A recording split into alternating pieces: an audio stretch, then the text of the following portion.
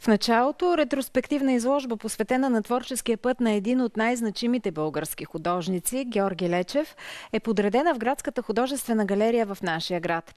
Заглавието на експозицията «Пътят» не е случайно. С него художникът още при живе сам бележи всяка своя творческа среща с публиката. С него авторът символизирал и непрекъснатите си творчески търсения и вътрешна трансформация.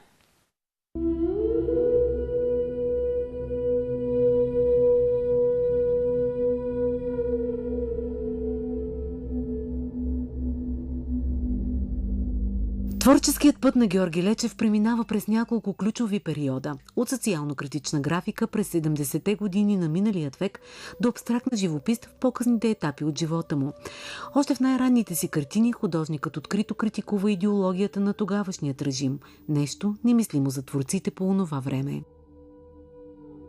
Той винаги се е стремял чрез изкуството си да се освободят от ограниченията си, от рамките, които имат в себе си и да преоткрият света по друг начин. Така че независимо дали в първия период или в следващия, целта е била една и съща и за него изкуството беше инструмент да помогне на хората да освободят съзнанието си всъщност.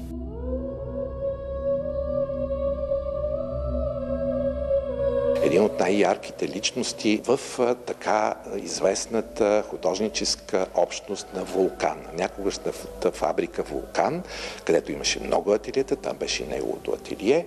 Така че той е част от тази общност, която беше много модерна в българското изкуство, много свободно мислеща още в тези години. Като художник, който никога не твори в рамките на една естетика, през 80-те години Лечев рязко променя стила си. Той вече става все по-абстрактен в сферата на графиката, за да стигне в края на 80-те години до така наречените творби в абстрактния експресионизъм. Това малко хора са си го позволявали тогава, той го постига, затова е иноватор. Това е и периодът, в който художникът намира своето място в съвременното европейско изкуство.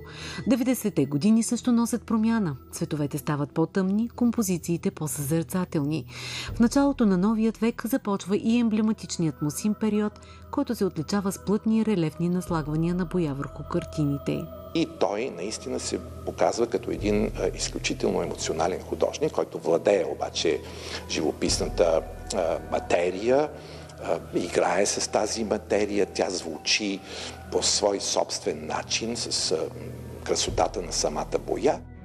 През последните години от живота си Лечев разкрива нова, по-спокойна страна на творческите си виждания. Обича да говори за красотата. Това понятие е много любимо негово понятие. Търси красотата, хармонията в пейзажа, в природата, в натюрморта. През целия си живот Георги Лечев остава дълбоко свързан с Варна, градът, в който е роден. Въпреки предложенията да живее и работи в чужбина, художникът избира красотата на морето, което го вдъхновява. В морския бряг границите, бариерите изчезват.